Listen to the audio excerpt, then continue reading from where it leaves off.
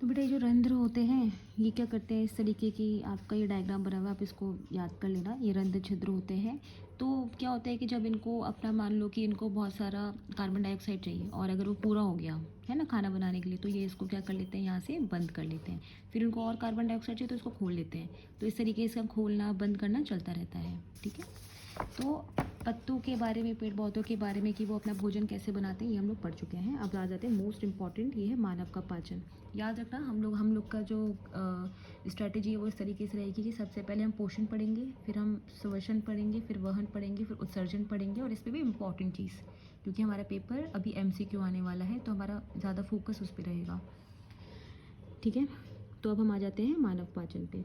तो हम सबको पता है कि हम जो भी खाते हैं, कुछ भी खाने के लिए, अच्छा पहले हम लोग खाते क्यों हैं, क्योंकि हम चाहते हैं कि हमारे शरीर को पोषण मिले, हम चाहते हैं कि हमारी हाइट बढ़े, है ना, हमारे हाथ पैर सही से काम करते रहें, हमें एनर्जी मिले।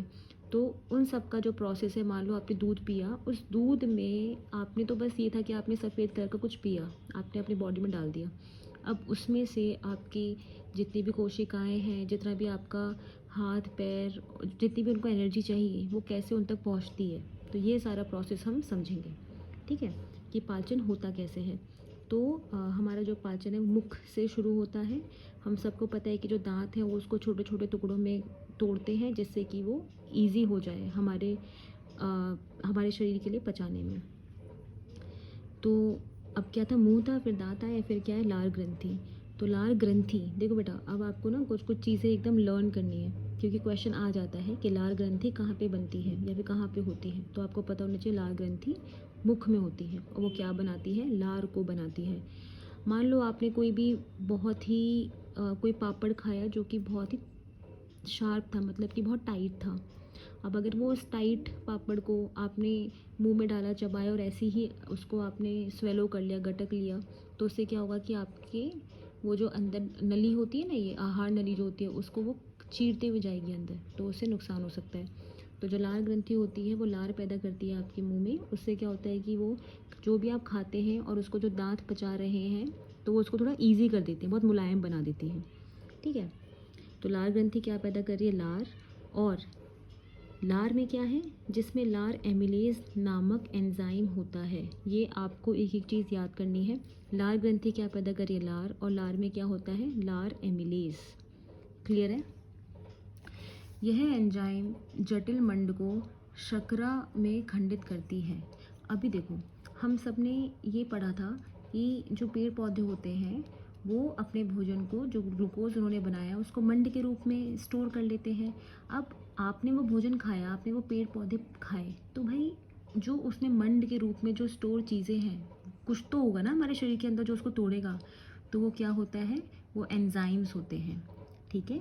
और लार में कौन होते हैं, वो लार एमिलेज, जो इस जटिल मंड को शर्करा छोटे छोटे टुकड़ों में खंडित कर देते हैं। या फिर आप ये कह लें, जैसे कि मान लो आपने कभी वो खाया हो, ब्रेड खाई है, तो ब्रेड को आप चबाएं, और जब उसको थोड़ी देर आप चबाते रहते हैं, लार उसमें मिक्स होती रहती है, तो आप देखेंगे वो थोड़ा मीठा मीठा लगने लगता है आपको। ठीक है। तो उसके जो जटिल मंड होते हैं वो शर्करा में टूटने लगते हैं। ठीक है। तो और ये एंजाइम्स का काम क्या होता है, एंजाइम इस तरीके से होते हैं, मान लो कि आप, हम जैसे आपने देखा होगा टीवी में हम क्रिकेट देखते हैं, तो क्रिकेट में क्या होता है, सचिन तेंदुलकर की बैटिंग चल रही है और सारे लोग चिल्ला रहे होते हैं कि सचिन सचिन सचिन चिल्ला रहे होते हैं, तो उसमें सचिन की जो शक्ति है खेलने की वो बढ़ जाती है, उसमें बहुत एनर्जी आ जाती है। तो उसी तरीके से हमारे शरीर के अंदर भी ये जो एंजाइम्स होते हैं ये हमारे पाचन की गति को तेज कर देते हैं। ठीक है। एंजाइम जो होते हैं हमारी पाचन प्रक्रिया को, उसकी गति को तेज कर देते हैं। तो आपको ये याद रखने हैं, मैं दोबारा आपको बता देती हूँ। और बेटा आप लोग पेंसिल पेन लेके बैठें, क्योंकि मुझे लगता है कि अगर आप इसको सुन लेंगे तो आपको याद हो जाएगा, और हमारे पास इतना टाइम भी नहीं है कि हम इस चैप्टर को कई बार पढ़ें। तो पेन पेंसिल लेके बैठे और आपको लर्न हो जाएगा। तो मानव पाचन मुंह से स्टार्ट है, दांत है, फिर लार ग्रंथि है, लार पैदा कर रही है, लार में लार एमिलेज है। फिर लार एमिलेज क्या करता है, जो आपका हाँ, लार एमिलेज क्या है, आपके लार में लार एमिलेज नामक एंजाइम है। तो एंजाइम्स क्या करते हैं, वो जटिल मंड को शर्करा में तोड़ देते हैं। ठीक है।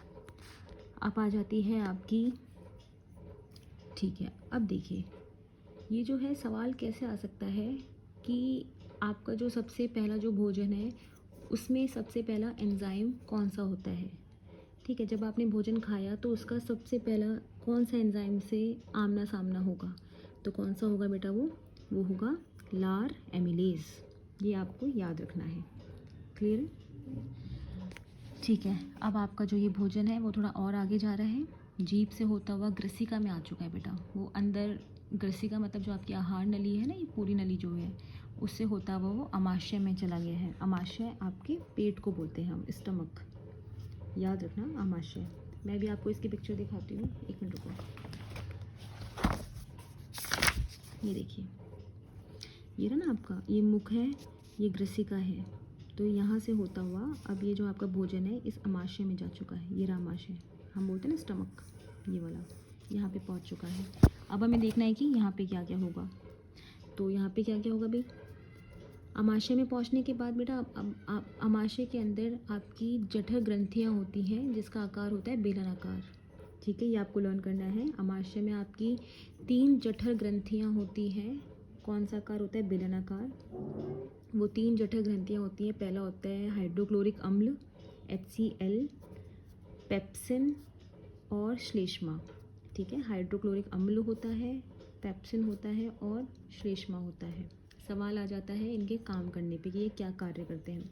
तो हम सबको पता है जो हाइड्रोक्लोरिक अम्ल होता है वो हमारे अमाशय को अम्लीय माध्यम देता है। ठीक है, कि कोई भी भोजन आए तो उसको कौन सा माध्यम मिले, अम्लीय माध्यम। तो जो आपका अमाशय है, सवाल अगर आता है कि अमाशय को अम्लीय माध्यम कौन प्रदान करता है, वो प्रदान करता है हाइड्रोक्लोरिक अम्ल। पेप्सिन, देखो प से पेप्सिन, प से प्रोटीन, ऐसे आपको याद रखना है कि जो पेप्सिन होता है वो प्रोटीन को तोड़ता है। देखिए, हम जो भी खा रहे हैं, हमने हमेशा सुना है कि आप ये खाओ उसमें ज़्यादा प्रोटीन होता है, ज़्यादा विटामिन होता है, पर हमारे शरीर में कौन ऐसा होता है जो इन सबको तोड़ता है ना। हम बोल तो रहे हैं कि जैसे बोला जाता है कि अंडे में प्रोटीन पाया जाता है, पर अंडा आपने खा लिया, पर अब उसमें से प्रोटीन कौन तोड़ेगा हमारे शरीर में। तो सबसे पहले अमाशय के अंदर कौन तोड़ता है, पेप्सिन। बेटा याद रखना, जो हमारा शरीर है ना वो कोशिश करेगा कि वो चीज़ों को इतना बारीक बारीक से तोड़ता जाए कि हमारे शरीर के, हमारे खून, हमारे छोटे छोटे कोशिकाओं तक वो प्रोटीन पहुंच पाए। क्लियर है? तो इस तरीके से आपको याद रखना है कि ये प्रोटीन कई बार तोड़ा जाएगा जिससे कि आपके शरीर तक अच्छी तरीके से पहुंच जाए। तो पहला जो स्टेप है वो है अमाशय। अमाशय में हाइड्रोक्लोरिक अम्ल, पेप्सिन और श्लेष्मा। हाइड्रोक्लोरिक अम्ल अम्लीय माध्यम देता है, पेप्सिन प्रोटीन को तोड़ता है, श्लेष्मा क्या करता है ना, मान लो बेटा ये आपका स्टमक है, ये आपका स्टमक है, यहाँ पे अम्लीय पूरा सब कुछ एसिड वाला माध्यम तैयार हो गया है। तो ये जो इसकी बॉर्डर है ना, ये जो बेचारे की अंदर की जो स्किन है, ये जो उसके आंतरिक चीज़ें हैं, तो मान लो एसिड इस पे लगेगा तो इसको डैमेज कर सकता है, इसको तोड़ सकता है। तो श्लेष्मा क्या करता है, अमाशय के आंतरिक अस्तर को अम्ल से रक्षा देता है। ठीक है, ये मदद करता है कि जो एसिड इसके अंदर बन चुका है वो इसको हार्म ना पहुंचाए। क्लियर है? तो ये 3 चीज़ें आपको आनी चाहिए।